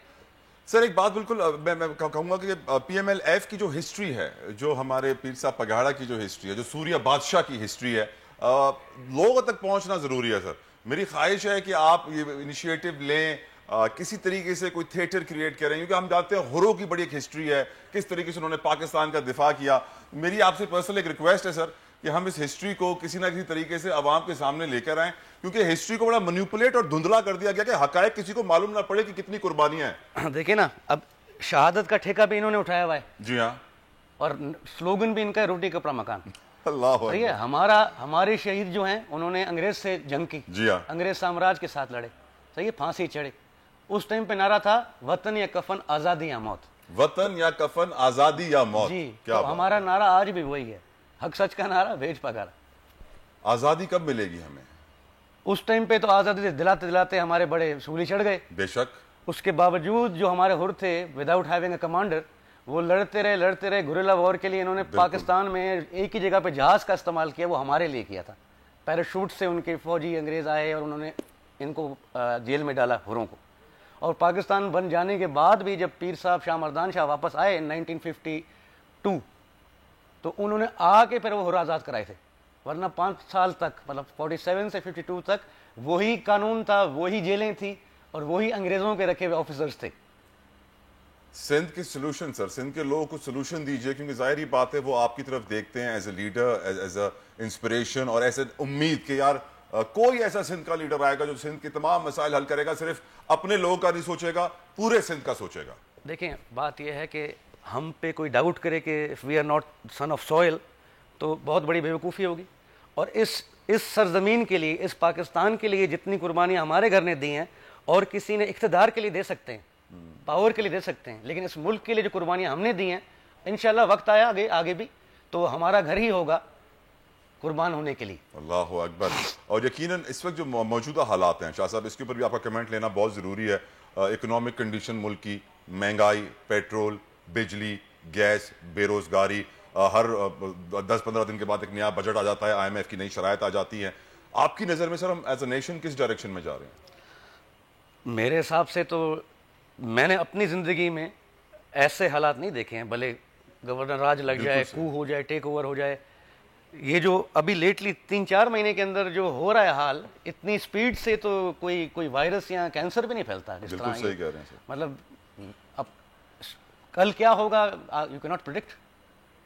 ऐसे अनसर्टेन एनवायरनमेंट में, ऐसे अनसर्टेन हालात में जिसमें आपने कहा कल क्या होगा हमें नहीं मालूम, हमें क्या तैयारी करनी चाहिए, हमें किसके मुकाबले की तैयारी करनी? क्योंकि हम ये देख रहे हैं शाह साहब कि लोग अपने गरेबान में नहीं झांक रहे हैं, लोग अपने अंदर बुराइयां दूर नहीं कर रहे हैं और सिर्फ ब्लेम गेम है। ये वो गंदा है, वो गंदा है, वो बुरा है, वो बुरा है। हम मिनहसल कौम एज ए नेशन कब सुधरेंगे शाह साहब? देखिए, नेशन एज ए नेशन, हमारे जो पाकिस्तानी हैं या सिंध की अवाम है, उनसे कुछ नहीं छुपा हुआ। जिस तरह आपसे मुझसे कुछ नहीं छुपाना। अगर आप समझते हैं तो इंटीरियर का आदमी बेवकूफ़ है, बिल्कुल नहीं है। सबके पास टच फोन है, फेसबुक अकाउंट्स हैं, इंटरनेट है, फुल हर तरह से they are aware of everything. लेकिन वो भी आपकी मेरी तरह सोचते हैं कि हम तो वोट दे रहे हैं, ये हो क्या रहा है, ये किस तरह जीत के आ रहे हैं। अभी ताज़ा 70-80 रुपए जो मिसाल पिछले 15 दिन में पेट्रोल बढ़ा है जी, उसके बावजूद इलेक्शन जीत जाना इनका। अवाम भी परेशान है कि हमने वोट किसको दिया है, ये आगे जीत के कैसे है। इनके क्या पहले से 400-500 वोट डले हुए थे बैलेट बॉक्स के अंदर, या इनके एजेंट्स के पास एक्स्ट्रा बैलेट्स थे? साहब ऐसे सिस्टम में फिर आपका इलेक्शन लड़ने का फायदा क्या है सर? ये सिस्टम तो करप्ट है, सारी 2 नंबरी हो रही है, सारी चीटिंग हो रही है सर। आपको तो फेयर ग्राउंड मिल ही नहीं रहा खेलने के लिए डेमोक्रेसी को। देखिए, बात यह है कि एस्टेब्लिशमेंट हो या जो भी है, इस टाइम पे जुडिशरी से लेके सारे इदारे जो हैं उन सबको मिल के बैठ के फैसले का टाइम है ये। अगर अभी इस सिस्टम को, मैं वर्ड इस्तेमाल कर रहा हूं, सिस्टम, पूरा सिस्टम, अगर ये सिस्टम अभी सही तरीके से सेट नहीं किया तो किसी के हाथ में कुछ नहीं होगा। अब ये बड़ी हिंट है कि किसी के हाथ में कुछ नहीं होगा, फिर चाहते हुए भी आप कुछ नहीं कर सकते। सब लूजर होंगे इस सिस्टम में, जो भी शामिल है, जो भी इस सिस्टम का ऐसा है, सब नुकसान उठाएंगे, सब उठाएंगे। इस सिस्टम को सही कैसे करना है? Specially who can make difference, you know. क्या आप समझते हैं? भी सर, बिल्कुल मैं आपकी बात समझ गया। क्या फ्री एंड फेयर और ट्रांसपेरेंट इलेक्शन होने से सिस्टम सही हो जाएगा शाह साहब? देखें, जब तक सही नुमाइंदे आके अवाम की नुमाइंदगी नहीं करेंगे, जिस तरह मैंने पहले बोला, इनको एहसास नहीं, इनको कदर नहीं है। मोहतरमा शहीद हुई तो ये आ गए पावर में, उस टाइम से लेके आज तक पावर में, तो इनको क्या एहसास है? इनके बैंक अकाउंट्स, इनके महल दुबई में, लंदन में, इनकी प्रॉपर्टियां। सिंध के लोग जो आपको इस वक्त देख रहे हैं, उन्हें आप क्या आखिरी फाइनल मैसेज देना चाहेंगे शाह साहब? सिंध के लोगों को मैं यही मैसेज दूंगा कि हमारे सिंध हमारी माँ है, हमारी धरती है, और सिंध के लोग हमारे अपने हैं। हमेशा हमने सिंध का साथ दिया है, इंशाल्लाह आगे भी हम ही देंगे।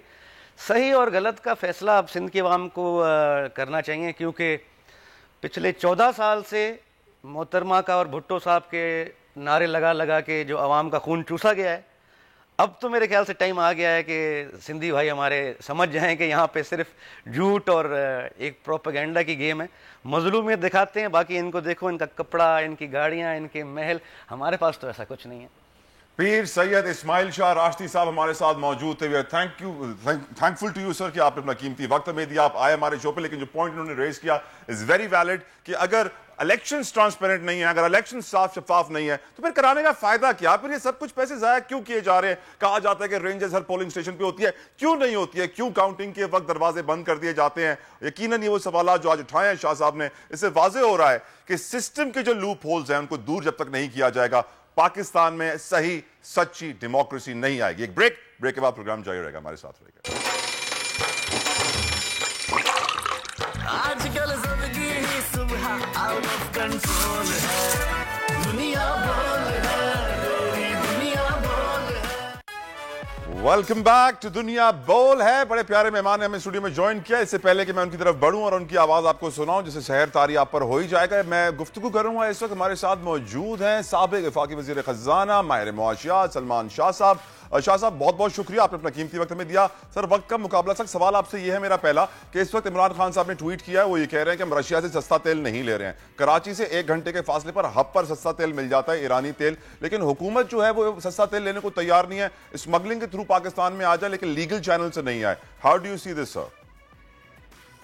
देखिए, actually there is a paralysis which one can see, और उसकी वजह यह है कि बिकॉज कोई प्रेपरेशन के बगैर एक हुकूमत में आ गए हैं। और ये ट्रेडिशनली भी हमारे मुल्क में जो भी हुकूमत जब नई आती है तो उसको 5-6 महीने तो बस अब समझने के लिए लगते हैं, एंड ड्यूरिंग दैट पीरियड कोई ख़ास काम नहीं होता। और ये जो वक्त आया है जिस वक्त अब हमने हुकूमत चेंज की है, ये ग्लोबल क्राइसिस के दौरान हमने हुकूमत चेंज की है, और नई हुकूमत जब आई है तो it is clueless and basically जब तक इनको समझ नहीं आएगी उस वक्त तक हमारा तो दिवालिया हो गया होगा।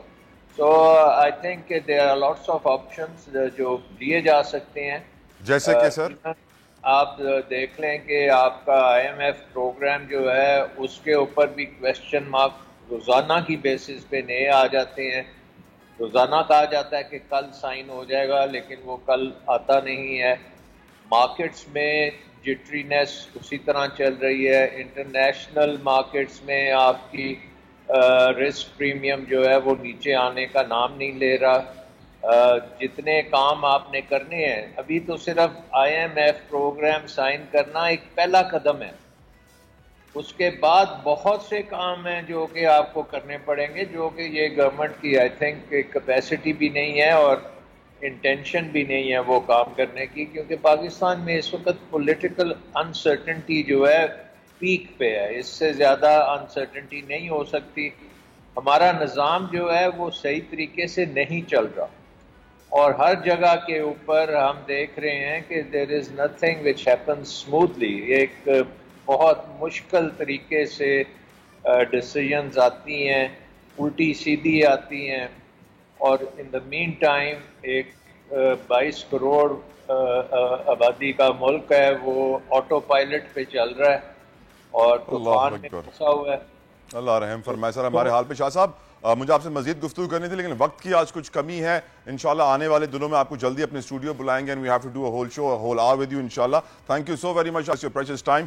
जो आपने बातें की बहुत इंपॉर्टेंट थी। आपने कहा हुकूमत पैरालिसिस में है, यानी हुकूमत को फालिज है, माजूरी है, जिसकी वजह से हम ये नहीं देख रहे हैं कि रशिया का तेल सस्ता है, ईरान का तेल सस्ता है। हम ये देख रहे हैं कि हमारे आका IMF का हुक्म क्या है और उसके हम ताबे रहेंगे। साथ साथ आपने कहा कि पॉलिटिकल अनसर्टेनिटी की वजह से निज़ाम सही चल ही नहीं रहा है, नीयत ही नहीं है हुक्मरानों की। अल्लाह इस नीयत को बदले, हमें अच्छे हुक्मरान दे, इलेक्शन के निज़ाम को साफ शफाफ करे और पाकिस्तान के इदारों को उनकी जिम्मेदारी का एहसास दिलाए कि इस वक्त पाकिस्तान का हाल क्या हो चुका है। अब इस वक्त सीरियस टॉपिक बहुत हो गया, थोड़ा लाइटर साइड आपका मूड थोड़ा सा खुश करना चाहते हैं और आपको एक ऐसी आवाज़ सुनाना चाहते हैं जिससे आप पर सहर तारी हो जाएगा। बहुत बहुत शुक्रिया करम अब्बास खान साहब ने अपना कीमती वक्त हमें दिया।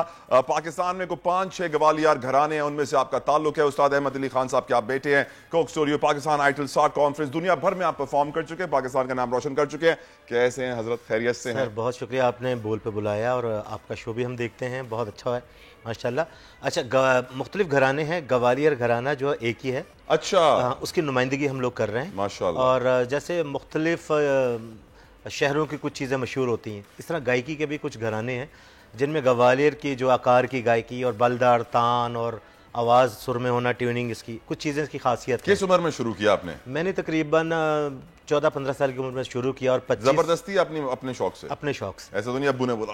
नहीं, मेरे वालिद साहब ये कहते थे कि क्लासिकल म्यूज़िक के साथ, उस्ताद अहमद अली खान, उनका कहना ये था कि क्लासिकल के साथ गज़ल गीत ये रखोगे तो लोगों में पसंद किए जाओगे। अच्छा, आजकल जो है ना बड़ा फ्यूजन का दौर है। अगर मैं आपसे कहूँगा आप क्लासिकल को रैप के साथ मिक्स करके दिखाएं तो क्या करेंगे? ये रॉयल एल्बर्ट हॉल में मैंने किया था, फ्यूजन किया था। पर ये है कि आजकल जो है वो सोलो सिंगिंग का ज़्यादा है, तो मेलोडी ज़्यादा चल रही है। तो अभी मैंने अनवर मकसूद साहब का एक गाना, आपने उसका वीडियो भी चलाया जी जी, तो वो चल भी रहा है, लोगों ने पसंद भी किया। अनवर मकसूद साहब ने उसको लिखा और मुझे दिया, वो गीत है, उसकी 2 लाइनें आपको पेश करता हूँ। बिस्मिल्लाह।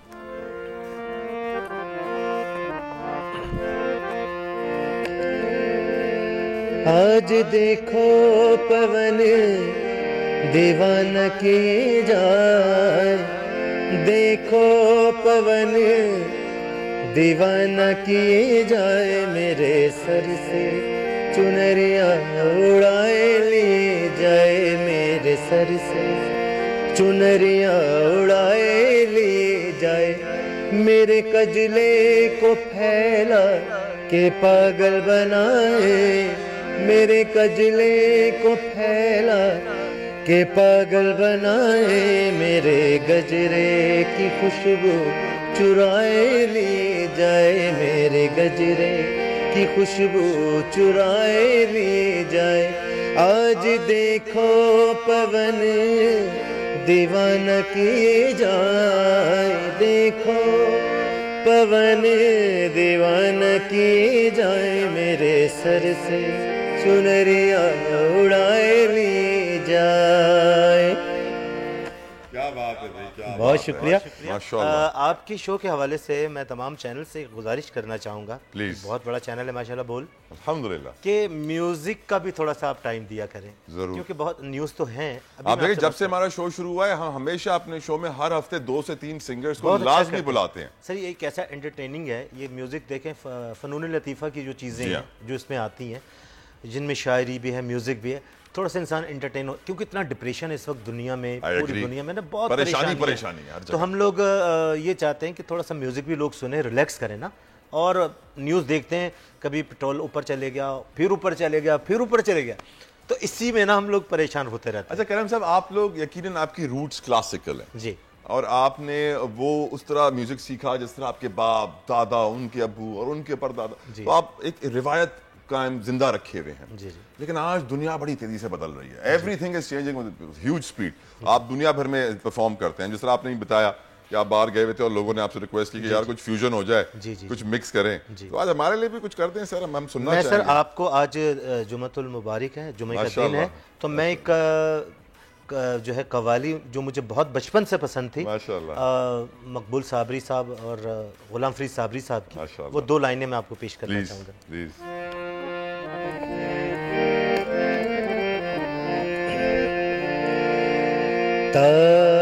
ताजदारे हरम हो निगाहे करम, हो करम ताजदारे हरम, हो निगाहे करम, हम गरीबों के दिल भी बदल जाएंगे, हम ये बेकसा क्या कहेगा जहाँ ये जहाँ, हम ये बेकसा क्या कहेगा जहाँ, आपके दर से खाली अगर जाएंगे, ताजदारे हरम, ताजदारे हरम हो निगाहे करम, ताजदारे हरम हो निगाहे करम, हम गरीबों के दिल भी सवर जाएंगे, हम ये बेकसा क्या कहेगा जहाँ ये जहाँ, हम ये बेकसा क्या कहेगा जहाँ, आपके दर से खाली अगर जाएंगे, ताजदारे हरम, कोई अपना नहीं गम के मारे हैं हम, कोई अपना नहीं गम के मारे हैं हम, आपके दर पे फरियाद लाए हैं हम, आपके दर पे फरियाद लाए हैं हम, आपके दर पे फरियाद लाए हैं हम, हो निगाहे करम, हो निगाहे करम, वरना चौकट पहन, हो निगाहे करम, वरना चौकट पे हम आपका नाम ले लेके मर जाएंगे, ताजदारे हरम। सुभान अल्लाह, सुभान अल्लाह, अस्सलातु वस्सलाम अलैका या रसूलुल्लाह सल्लल्लाहु तआला अलैहि वसल्लम। अब ये बताइए करम साहब, इस महंगाई के दौर में आप लोग सर्वाइव कैसे कर रहे हैं? How are you facing this? थोड़ा सा मुश्किल है, किस तरह?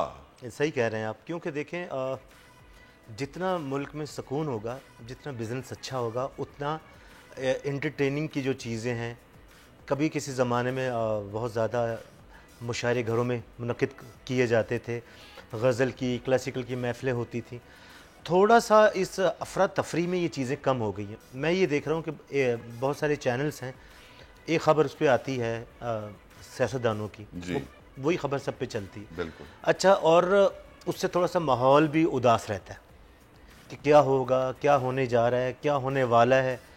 तो म्यूज़िक ऐसी चीज़ है कि यकीन कीजिए कि मैं अकेले बैठ के भी गाता हूँ और बाज़ टाइम गाते गाते रो भी पड़ता हूँ कि ऐसा शेर फैज़ अहमद फैज़ का, अहमद फराज का, गालिब का, मीर तकी मीर का ऐसा पसंद आया कि उसी को बंदा कह रहा है या गुनगुना रहा है तो बहुत अच्छा लगता है कि जैसे हमारी अंदर की कोई फ़ील है। तो मैं ये सोचता हूँ कि ये चीज़ें थोड़ी सी ज़्यादा होनी चाहिए। यही एक ऐसी चीज़ है कि जो आपको थोड़ा सा रिलैक्स कर सकती है। अच्छा म्यूज़िक सुने तो आपको अच्छा लगता है, मूड अच्छा हो जाता है। अर्निंग्स करम साहब क्या होती हैं? हम देखें आपकी डेली के एक्सपेंस हैं जी, घर चलाना है, बच्चों की फीस भरनी होगी, बिजली के बिल आ रहे होंगे, डबल होकर आ रहे होंगे, गैस के बिल आ रहे होंगे, और इवेंट्स कम हो गए होंगे जी। कोरोना की वजह से भी प्रॉब्लम्स हो रही हैं, लोग दूर दूर रहने लगे थे, इवेंट्स बंद हो गए थे, फिर दोबारा से बहाल हुए, शादियां भी कुछ अब लोग लैविश स्पेंडिंग नहीं कर पा रहे हैं। अच्छा, कुछ ऑनलाइन मेरे स्टूडेंट हैं, मुझसे क्लासिकल सीखते हैं। वाओ। अच्छा, उससे भी थोड़ा होता है। और ऑनलाइन स्कूल भी चल रहा है इस वक्त? नहीं, घर से ही करते हैं। जो भी बहुत सारे बच्चे इस वक्त सुन रहे हो, आपको देख रहे हो, अगर आपके स्कूल ज्वाइन करना चाहें तो किस तरह करेंगे? फेसबुक पे मैसेज आ जाते हैं और व्हाट्सएप से कहीं आपसे नंबर ले लिया, उनसे ले लिया, फिर देखा जाता है कि इसमें टैलेंट है भी या नहीं, कि हम जो मेहनत करेंगे वो कोई ये तो नहीं कि आप 2 पैसों के लिए आप उसमें टैलेंट ही नहीं है। तो काफ़ी स्टूडेंट्स को मैंने ये भी कहा, बेटा आप जाएं दूसरा काम कर लें, आप में नहीं हो पाएगा। अच्छा, कुछ मेरे ऐसे दोस्त हैं जो मेरे स्टूडेंट्स हैं, दोस्तों की तरह, बड़े भाइयों की तरह, वो ख्याल रखते हैं, कोई ना कोई इवेंट्स करते रहते हैं जी, कि करम साहब को बुलाएं, उनको सुना जाए। उनको पता है कि भाई इस दौर में एक अच्छा म्यूज़िक भी सुनना चाहिए, और इनको म्यूज़िक अगर हम गाते रहेंगे तो हम खुश रहेंगे, हम खुश रहेंगे तो हम लोगों में म्यूज़िक और अमन और सुकून की बात करेंगे। जी हाँ, कि मैं वो शख्स हूँ जिसने 1-1 हज़ार आदमी के मजमे को भी बिठा दिया। ये कोई करम नवाजी है अल्लाह की। और ये देखिए कि 1000 आदमी बैठा है, 500 आदमी की क्राउड में आप बैठे हुए, कोई उठ के जा नहीं रहा। और ये चीज़ें हम अगर खुश होंगे तो मुल्क भी खुश होगा, मुल्क भी तरक्की करेगा। और करम साहब एक बड़ा मसला हो गया है ना, अब देखिए वो इवेंट्स तो होते हैं पर उसमें पाकिस्तानी सिंगर का गोरा सिंगर होना ज्यादा जरूरी होता है। हाँ, वो चाहते हैं कि यार वो 25, 30, 50 हज़ार डॉलर भी किसी गोरे सिंगर को देने पड़े, जो कि स्टेज पर आएगा, गाना नहीं गाएगा, वो स्पीकर पे गाना चलाएगा, लिप सिंगिंग करेगा कि हाँ मैं गाना गा रहा हूँ लेकिन मैं एक्टिंग कर रहा हूँ। सर, एक बहुत ड्रामा बन गया। मैं बहुत सारे लोगों को ऐसे देख रहा हूँ कि अच्छा, मुझे अगर आप इनवाइट करते हैं तो मेरे पास अपनी इतनी चीज़ें कि मैं अगर आपको मेरा ख्याल 2-4 घंटे सुनाऊँ तो वो ख़त्म नहीं होती। ठुमरी है, गज़ल है, गीत है, टप्पा है, मुख्तलिफ। अच्छा, अब ये हो गया है कि आपके वीडियोज़ ज़्यादा हों, एक चीज़, दूसरा आप बहुत अच्छी इंग्लिश बोलते हों हैं, और तीसरा आपके पास अच्छे प्रमोटर्स हों, और पड़ोसी मुल्क का भी थोड़ा सा हाथ हो तो आप कि वो लोगों में बड़ा वो क्या कहा जाता है, मुझे कुछ लोग कहते हैं कि शाहरुख खान के साथ आपकी पिक्चरें हों, सलमान खान के साथ हो तो बात बन जाएगी। पर मैं ये सोचता हूँ कि पाकिस्तान में मेहदी हसन साहब ने भी नाम किया, फरीदा खानम जी ने, नूर जहाँ ने, गुलाम अली साहब ने, अमानत अली ख़ान ने, ये सारे इसी मुल्क से। मेरे वालिद उस्ताद अहमद अली ख़ान, मेरे ताया उस्ताद रहमत अली ख़ान को पड़ोसी मुल्क में 63 में बुलाया और 5 शहरों में वहाँ जाकर उन्होंने परफॉर्म किया। और जब वो वापस यहाँ आए और आने के बाद उन्होंने मुझे कहा कि जो अपने घर में सुकून है कहीं भी नहीं है। हमारी पहचान इस मुल्क से है, पाकिस्तान हमारी इज़्ज़त है, पाकिस्तान हमारा नाम है, इसी से हम पहचाने जाते हैं। तो मैं ये समझता हूँ कि हमारे लोगों को अपने लोगों को सुनना चाहिए।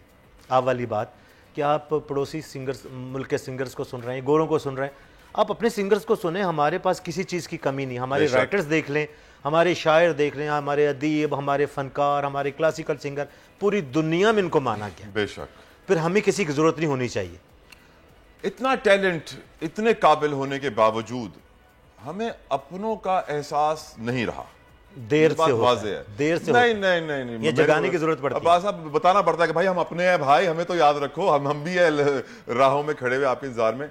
बहुत सैड सिचुएशन है, टैलेंट है, कदर नहीं है, कदरदानी जरा कम है, ये सही कह रहे हैं। अच्छा, हर असल चीज ना सर, उसकी कदरदानी कम होती है। सच जो है ना, उसको सुनने वाले कम होते हैं, और झूठ जो है बहुत ज़्यादा सुना जाता है। म्यूज़िक में, मैं म्यूज़िक के हवाले से बात कर रहा हूँ कि हम लोगों ने इसकी ट्रेनिंग की है। मेरे बेटा अली अहमद ख़ान वो भी गा रहे हैं, मेरे भाई भी गा रहे हैं, वसीम अब्बास ख़ान है, रोशन अब्बास ख़ान, इमरान अब्बास ख़ान, ये सारे काम कर रहे हैं, और रहमत अब्बास ख़ान। तो हम लोग मतलब नस्ल दर नस्ल काम कर रहे हैं। घराना 7 पुश्तों से बनता है, ये 6 पुश्तों से बनता है, ये 8 पुश्तों से बनता है।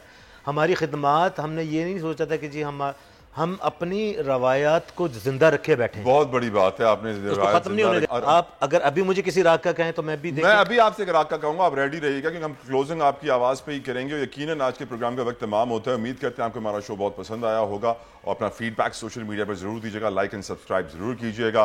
तला जो को याद दीजिए, मंडे को आपसे मुलाकात होगी, लेकिन जाते जाते हम करम साहब से गुजारिश करेंगे कि हम मैं और आप नहीं, अब मेरी गुजारिश पे होगा ना, अब ये मेरी रिक्वेस्ट होगी, मैं और आप हम दोनों पंचतन पाक के गुलाम हैं और हमें इस बात पे फख्र है। तो पंचतन की शान में आप जो पढ़ना चाहें मैं बड़ा खुश हूँगा। व्यूअर्स को मेरी तरफ से अल्लाह हाफिज, मंडे को आपसे मुलाकात होगी।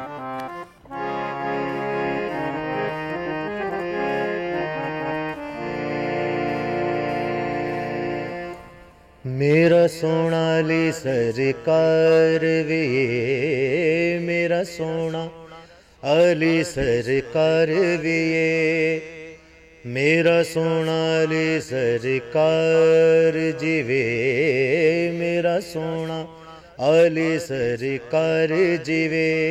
शाह हसन हुसैन, शाह हसन हुसैन सरकार जीवे, मेरा सोना अली सरकार जीवे, मेरा सोना अली सरकार जीवे।